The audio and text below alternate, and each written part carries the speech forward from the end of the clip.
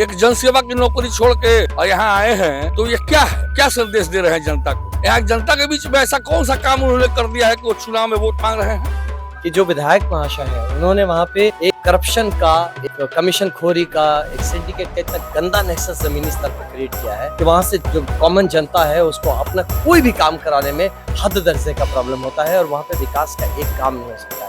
ये क्या किए हैं? अपने वर्कर के लिए क्या किए हैं? जनता के बीच में क्या करेंगे?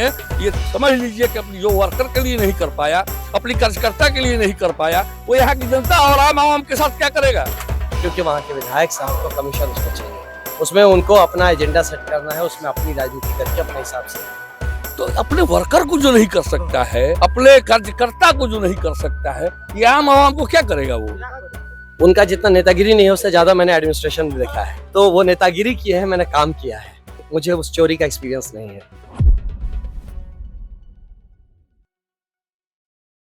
नमस्कार दोस्तों, मैं हूं अर्चना सिंह और आप देख रहे हैं नवचेतना वॉइस। बिहार में इलेक्शन का माहौल गरमाया हुआ है, तो हम आज मिलने आए हैं यहाँ के विधायक मुन्ना तिवारी जी से। अर्चना सिंह और आप देख रहे हैं नवचेतना वॉइस। आप मिल रहे हैं बक्सर के वर्तमान विधायक मुन्ना तिवारी जी से। तो मुन्ना तिवारी जी, आप बताइए कि बक्सर में कुछ पिछले सालों में क्या बदलाव हुआ है?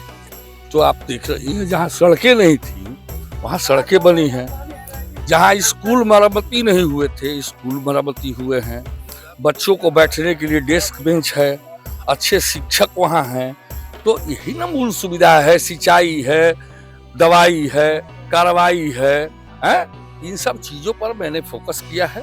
और यहाँ की जनता को सुविधा देने के लिए हमारा जो स्वास्थ्य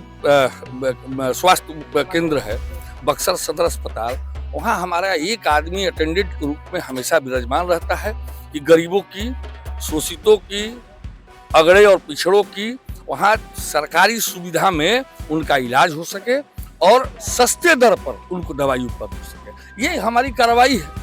और जो भी जन समस्याएं हैं जनता की, मैंने सुन करके खड़े एकदम उतरने का काम किया है। मैं 24x7 बक्सर में रहता हूँ, जनता की आवाज़ सुनता हूँ और विधानसभा में उठाने का काम करता हूँ।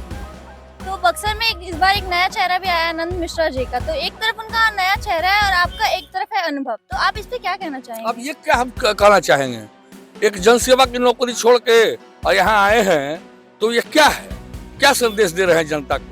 यहाँ जनता के बीच में ऐसा कौन सा काम उन्होंने कर दिया है कि वो चुनाव में वोट मांग रहे हैं? जनता का दिल जीतने का काम किया हो, जनता की समस्याओं से लड़े हो, या जिस पार्टी से आए हैं उस पार्टी के एक कार्यकर्ता को उन्होंने सहजने का काम किया हो। इसी गांव के मुन्ना राय जी हैं, इसी गांव के मुन्ना राय जी हैं, भारतीय जनता पार्टी के वो वर्कर हैं, सिपाही हैं और हमारे मित्र हैं। थाने में उनको बैठाया गया। अभी 1 महीना पहले एक सरकारी कर्मचारी ने उनके ऊपर FIR कर दिया, ये भी दिया आवेदन, लेकिन FIR नहीं हो सका और जबरिया थाने में बैठाया गया। मैं 1 सेकंड में गया, अपने अधिकारी और पदाधिकारी के यहाँ वो अगला फोन करते रहा, कोई उठाया नहीं, और मैं गया और थाने से छुड़ा कर, जाइए मुन्ना राय जी का घर बगल में है, पूछिएगा। ये क्या किए हैं? अपने वर्कर के लिए क्या किए हैं? जनता के बीच में क्या करेंगे? ये समझ लीजिए कि अपनी जो वर्कर के लिए नहीं कर पाया, अपनी कार्यकर्ता के लिए नहीं कर पाया, वो यहाँ की जनता और आम आवाम के साथ क्या करेगा? वो खिलवाड़ करेगा। अभी ये सामाजिक न्याय की सरकार बनेगी तेजस्वी जी, और सामाजिक न्याय के हम लोग हैं। अभी एक वारदात हुआ था, निकु तिवारी भारतीय जनता पार्टी का युवा मोर्चा का अध्यक्ष भी अगला था, उसके साथ दुर्व्यवहार किया गया बक्सर में। मैं उसकी आवाज बन करके जिला प्रशासन में गया और SP से गुहार लगवाई और सारे लोगों पर कार्रवाई हुई। तो अपने वर्कर को जो नहीं कर सकता है, अपने कार्यकर्ता को जो नहीं कर सकता है, ये आम आवाम को क्या करेगा वो? इसलिए इन सब चीजों पर जनता ध्यान दे रही है और जनता पुनः एक बार मुझे फिर जो बक्सर का अधूरा काम है उसे पूरा कराने के लिए मुझे सदन में भेजने का मन बना लिया है। नमस्कार दोस्तों, आज हमारे साथ है बक्सर से बीजेपी के कैंडिडेट और फॉर्मर IPS ऑफिसर आनंद मिश्रा जी। तो आनंद मिश्रा जी, मेरे कुछ सवाल हैं आपसे। पहले सवाल ये है कि आप बक्सर में ऐसा क्या बदलाव लाना चाहेंगे जो पिछली पार्टी नहीं ला पाई है? देखिए, बक्सर को जो हमारे बिहार की जो मतलब विकास का गति है और जो कि कैचअप करने की कोशिश कर रहा है देश की विकास की गति से, बक्सर की उस गति के साथ मिलाना है। बक्सर पिछड़ रहा है, बहुत तेजी से पिछड़ रहा है। तो ये ब्रॉडली बहुत सारी चीज़ें हैं जो कि रोज़मर्रा की ज़िंदगी में आपको महसूस होगी बक्सर में। सबसे पहले किसी भी तरह का अवसर आपको वहाँ नहीं मिलेगा। आप कुछ करना चाहते हैं तो आप कहीं ना कहीं जाके फंस जाते हैं। एक बॉटल नेक है। वो बॉटल नेक क्यों है? क्योंकि वह ज़मीनी स्तर पे जो करप्शन है, और अगेन मैं बोलूँगा पॉलिटिकल साउंड करेगा, फिर भी बोलूँगा कि जो विधायक महाशय है उन्होंने वहाँ पे एक करप्शन का, एक कमीशन खोरी का, एक सिंडिकेट का इतना गंदा नेक्सस ज़मीनी स्तर पे क्रिएट किया है कि वहाँ से जो कॉमन जनता है उसको अपना कोई भी काम कराने में हद दर्जे का प्रॉब्लम होता है और वहाँ पे विकास का एक काम नहीं हो सकता है। गवर्नमेंट ऑफ इंडिया और गवर्नमेंट ऑफ बिहार के मल्टीपल प्रोजेक्ट्स हैं जो कि स्कीम्स हैं अलग अलग डिपार्टमेंट्स के, अलग अलग सेक्टर्स में, लेकिन बक्सर में उसको ज़मीन पे उतार पाना वो सबसे मुश्किल और चैलेंजिंग काम है। क्यों? क्योंकि वहाँ के विधायक साहब को कमीशन उसमें चाहिए, उसमें उनको अपना एजेंडा सेट करना है, उसमें अपनी राजनीति करके अपने हिसाब से 1 रुपए का डेवलपमेंट वो नहीं करा पाए आज तक। 1 रुपया जो होता है ना कि अपनी तरफ से कोई प्रोजेक्ट लेके आए वो नहीं करा पाए। ये सारा मेजर प्रॉब्लम है। इसके चलते क्या हुआ है कि बक्सर का स्वास्थ्य व्यवस्था चरमरा गया है, शिक्षा व्यवस्था चरमरा गया है। वहाँ की जो व्यवसायी हैं, आप यकीन मानेंगे, वहाँ के व्यवसायी रोज डर में है, वो भय में है। अब वो क्या करते हैं, ये उनके लिए खाली किसी का पैरवी कर दिया, कुछ बोल दिए, लेकिन वहाँ का प्रॉब्लम्स खत्म नहीं होने देता। मैं आपको बताता हूँ मेरा perspective as a police officer, मैं बताता हूँ कुछ इस तरह के राजनेता होते हैं जो कभी नहीं चाहते कि आपका जीवन सेफ हो, सिक्योर हो, क्योंकि अगर आप सेफ हो गए, सिक्योर हो गए तो आपको उसकी जरूरत ही नहीं पड़ेगी। तो इसलिए वो चाहता है कि उस पर अटैक होता रहे, उस पर कुछ ना कुछ ऐसा होता रहे जिससे कि उसकी जिंदगी जो है हमेशा डर में गुजरे, ताकि वो मसीहा बन के सामने खड़ा हो। ये तोड़ना है मुझे। मैं अपने व्यवसायी जो जितने भाई बंधु हैं उनको इस डर से निकालना चाहता हूँ। उनको एमएलए से मतलब ही नहीं होगा, इतना सेफ इन्वायरमेंट कर देंगे, लेकिन कभी मतलब हुआ तो मैं कानूनी तौर पे उनको मजबूती से सहयोग कर सकूं, इसका व्यवस्था करूंगा।